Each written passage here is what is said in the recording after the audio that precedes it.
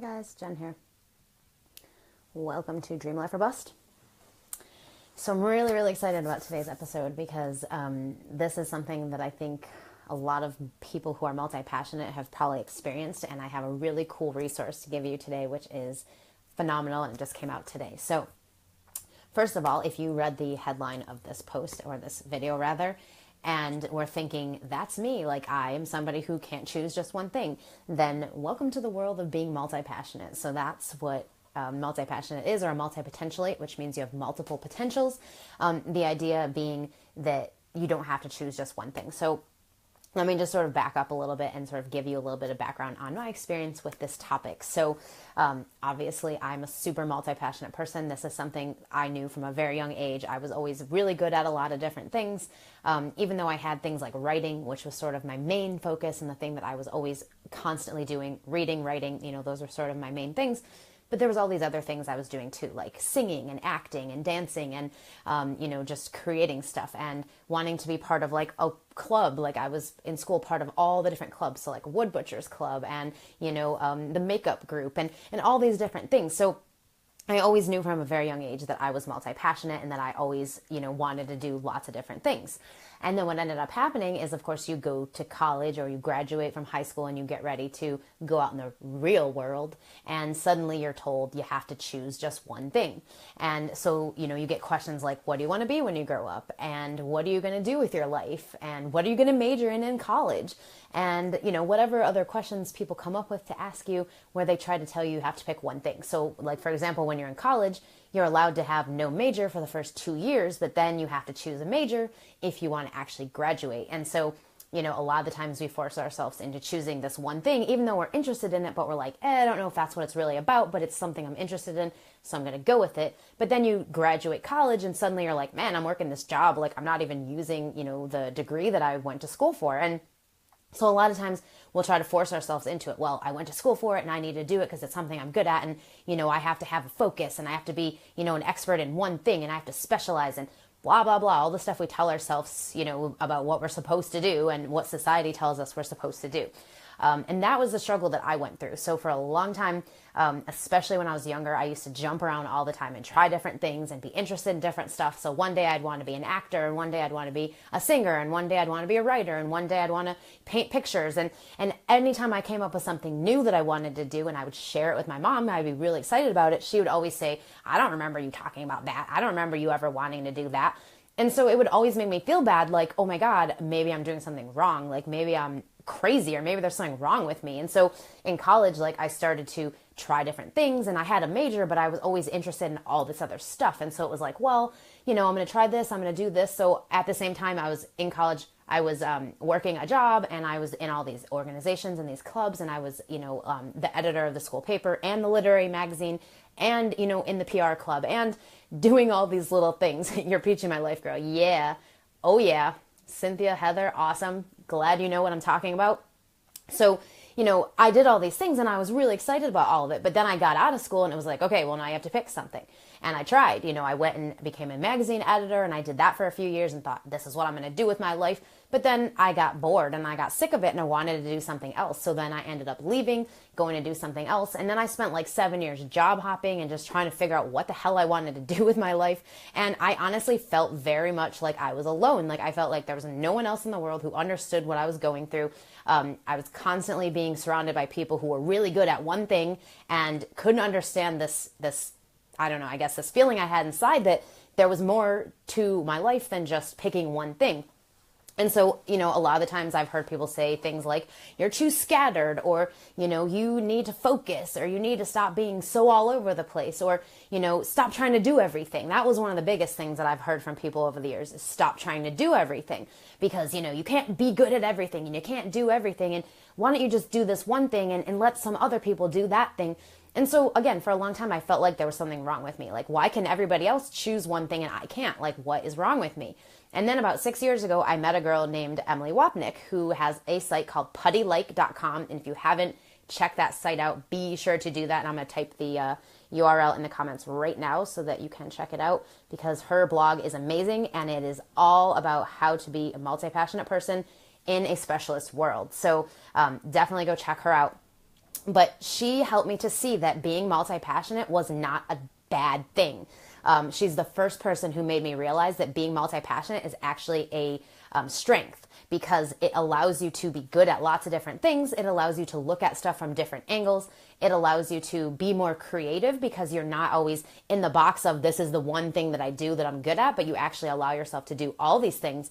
So you have different ways of looking at stuff and different ideas. And so it just finally came to me that, like, man, maybe I don't have to choose one thing. Maybe I really can have a life where I do everything that I'm interested in. Jack of all trades, master of none. Yes, exactly. And not even, I feel like a lot of the times you are a master at stuff. So I feel like I've mastered a lot of different things in my life. So, like I've mastered craft and story structure, and I've mastered how to cook gluten-free food, and I've mastered how to read really quickly. And so I feel like even though there are things that maybe you're not insanely great at, you still sort of have a mastery of them, as in you can do them really well.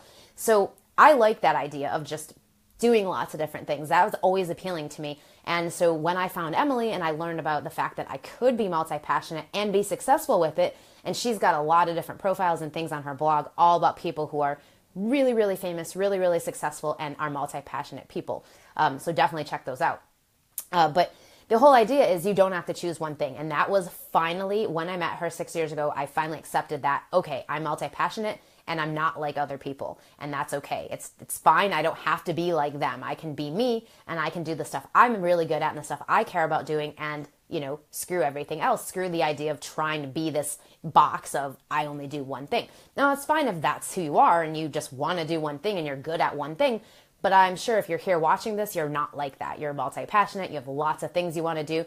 And so I'm just here to tell you that you can do them all. And I am living proof of that. I have a business that I have lots of different things that I do. So I write books, and I teach workshops, and I speak at events, and I run my own events, and I create digital products, and I do coaching, and all these different things that I do, and it all ties into all the different passions that I have. So yeah, I have gotten people telling me before, like, you need to stop trying to do all these things and stop trying to, and just focus. And that's cool, because I used to feel that way. I used to think I had to do that, and now I don't. And now I'm really excited about the fact that I've created a business doing all the different things that I'm good at and that I enjoy doing, so that my life feels very fun and different, and every day is an adventure, because I don't know what's going to happen, and I don't know what project I'm going to work on, or, what I'm going to want to do that day. And so I just allow myself to flow, and just, of course, doing the things that I know I need to do every day, my writing and all of that, the stuff that's important to me, but then allowing myself the freedom to have fun and try other things. So, I used to sing in a cover band. That was something I never did, but I was interested in singing, and I loved singing when I was younger. So I actually sang in a cover band for about a year with my husband. And that was something totally different for me. That was something I never thought I would do on a stage in front of all these people, but I did it, and it was really fun. And I'm not doing it now, but like, it was something that I was interested in, so I did it. And I think that's the cool thing about being multi-passionate, is that you can just dabble in stuff, and you can try different things and sort of see what you do enjoy. But then just because you don't want to do something for a living doesn't mean you shouldn't do it. So that was another thing that I've sort of come to over the years. When I was younger, I used to always think that if I was going to do something, it had to be because I was going to make money from it. So I used to tell myself, oh, if I'm going to, have this hobby, it has to be something I could make money from eventually. But I finally realized that you don't have to make money from every passion that you have. I mean, it's cool if you can, and for sure, if it's a possibility, then definitely do it. But don't feel like you shouldn't do something because it can't make you money, or it won't make you money, because you never know how something will turn out. So like, yeah, I started playing guitar a couple of years ago.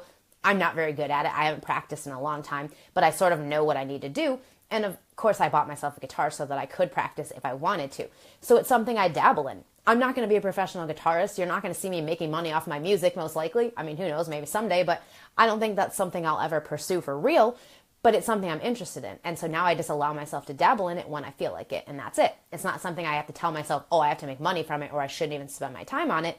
No, because what I've learned from writing songs and just thinking about writing different lyrics and things is that I can actually be more concise with my own writing, and I can just look at different ways of telling a story where you're not being very specific, but you're sort of being more, I don't know, you call it like just sort of melodical, and just sort of coming up with things that are more metaphorical as opposed to, straight on. So, there's a lot of different ways you can use the other skills that you gain from all your different hobbies. So the reason I wanted to do this live stream today, not just because, again, I think it's really important for multi-passionate people to understand that they don't have to choose one thing and that it's totally okay to not be like other people. Because I think we give ourselves a hard time about that, and we sometimes have like just self-esteem issues, or we sort of have confidence issues because we feel like we've been told our whole lives that there's something wrong with us. Why can't we choose? Why can't we be like other people?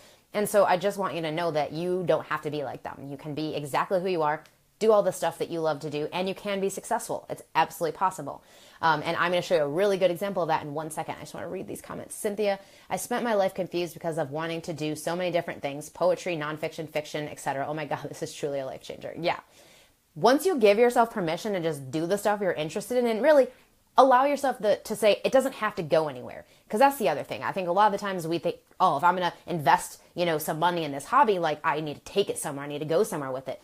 But sometimes it's just something you want to do for fun. So like I have a whole bunch of art supplies. I don't use them a lot, but when I feel like drawing or painting or doing something, I have them to pull out and use. So that investment in the art supplies wasn't a bad one, because even though I don't do it all the time, when I want to do it, I have access to the tools and I can pull them out and use them when I want to. So I enjoy that. I think it's a lot of fun.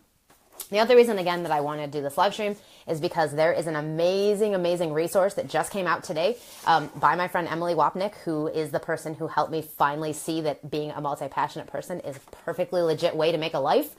It is called How to Be Everything. And it is a guide for people who are multi-passionate and want to create a life and a business doing all the different things that they're interested in. So this book just came out today. So proud of her, because she not only worked on this book for 2 years, but she got herself a traditional publishing deal with a big name New York City publisher. So HarperCollins, you've probably heard of them. And she got to put her book out that is a career guide for people who are like us, who are multi-passionate, who want to do lots of different things and don't want to choose just one thing. So if you are interested in being multi-passionate for real, want to do, allow yourself to be that multi-passionate person and actually create the life and the business around all of the interests that you have, I highly recommend checking out this book. It is amazing. Absolutely amazing. I'm super lucky to have gotten the copy early because I pre-ordered, so I was able to sort of burn through it pretty quick. It is a fast read. It's not a super long book. It's about 200 pages. It's well laid out and it's spaced out so that you're not going to feel like you have to read a million pages. It's a quick read, really. I pretty much got through the whole thing in half a day. So How to Be Everything. Check this book out. I'm just super excited about this. I'm going to be telling everybody about it because multi-passionate living is what I'm all about. And this is a great resource for anyone who is wanting to live that kind of a life. So that is all I wanted to say today. I mostly just wanted to, again, confirm that it is perfectly okay to be multi-passionate, because I think we tell ourselves we shouldn't be that way and we try to make ourselves wrong about it. And I'm just going to tell you right now that you have full permission from me, from anybody, from yourself, to do whatever you enjoy doing and to do it if you want to do it as an actual career, if you want to do it just for fun, if you want to do it for 5 minutes and then never do it again. You are allowed to do that, and you are allowed to dabble in all the things that interest you, try different stuff, and you don't have to listen to anybody who tells you that you need to pick one thing, or that you should focus, or that you're scattered, or that there's something wrong with you, because there's not. You're just in the wrong community. You're just in the wrong group. So now you know that there are people out there who are just like you are and who don't want to pick one thing, who want to do lots of different stuff. Now, Emily has a great community. Like I said, go to puttylake.com. Check out her blog. She's got a community for multi-passionate people, so that's a great one, if you're wanting to check that out. But again, I just wanted to tell you about her because she changed my life in such a huge way and finally allowed me to just give myself permission to be who I am and to do all the things that I enjoy doing. And I will always be grateful to her for that. So How to Be Everything, go pick up a copy right now. It is available on Amazon or in the bookstores because it's a traditionally published book. So it's in Barnes & Noble as well and all the bookstores. So definitely check it out. And that's it for me today. So I'm going to go and get my multi-passionate hobby on and go do some stuff that I've been wanting to do for a little while. So that is it for today. And if you are not in my community right now, so I've got an email community. So I email my community every day, 5 days a week, and share lots of just fun tips and information all about writing, about being multi-passionate, about living your dream life, then be sure to go to my website and get on my email list. Go to jenniferblanchard.net/newsletter to get on that. You'll also get a free copy of my ebook, sorry, I don't know the name of my own book, The Best-Selling Author Mindset Formula, How to Think Your Way to Number One. So you'll get a free copy of that for signing up at jenniferblanchard.net/newsletter.